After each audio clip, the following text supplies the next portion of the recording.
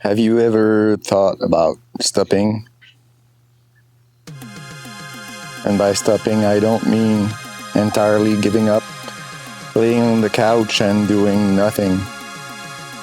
I mean pressing on the brakes a bit when you realize the wheels are rolling a bit too fast and you might go and hit the wall.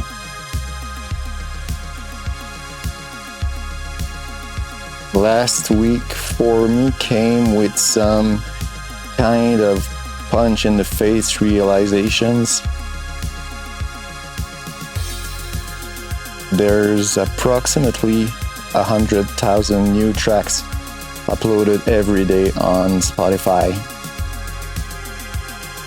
If you were to listen to music 24/7 without ever sleeping, it would take about 6 months to listen to what was released on Spotify today.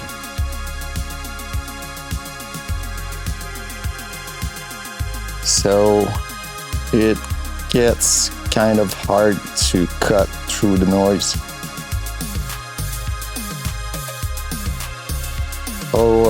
You could use video to promote your music. And on that side too, you have to know every day there's about 720,000 hours of video uploaded to YouTube. So again, if you were to watch video 24/7, never sleeping, it would take around 82 years for you to watch what was released on YouTube today. Add AI into that mix, doing everything quicker, louder, and in massive volumes.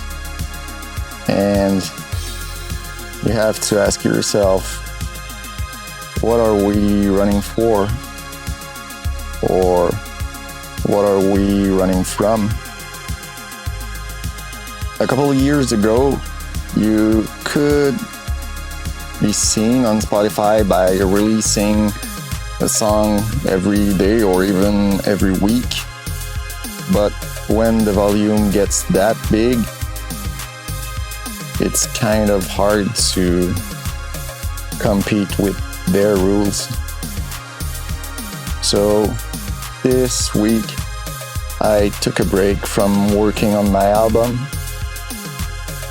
I needed to clean my ears, reset my brain, and figure out why I was rushing. But here's the thing about stopping. It's not about quitting entirely. It's more about changing something, making it fresh. I still got up at 5 every morning because that's when the world is quiet. But I gave myself a strict boundary, 15-minute blocks. That's it. If you're feeling overwhelmed, that's the best advice I could give you. Shrink your world.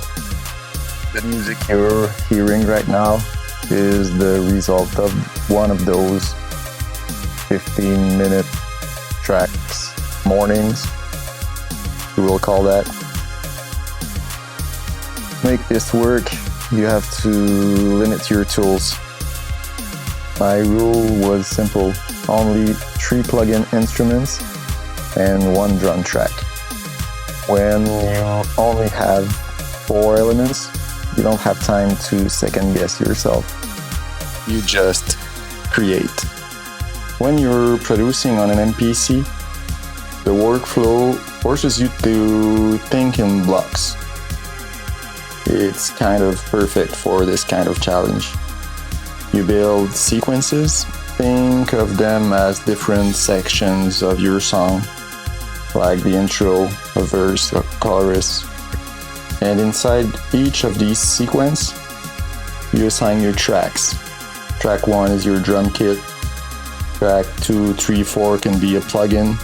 So the types of track you can have is, you can have a plugin. Those are your internal kind of synths, but you're limited to 8 in an MPC. There are key groups, which are kind of sampled instruments.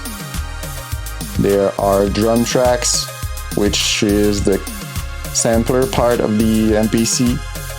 Audio tracks, those are limited to 8 tracks too. So this is usually where you will record something that's playing the whole track, like a guitar or the vocals. Then you have MIDI and CD tracks to control external instruments.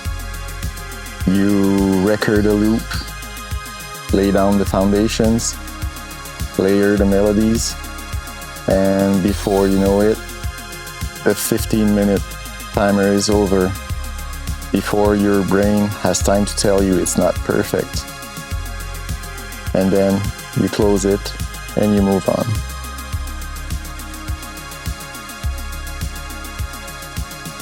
What it teaches you and what you hope you take away from this is that creativity thrives under pressure, but the right kind of pressure.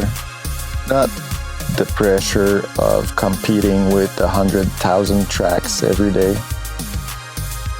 but the pressure of a limited toolkit.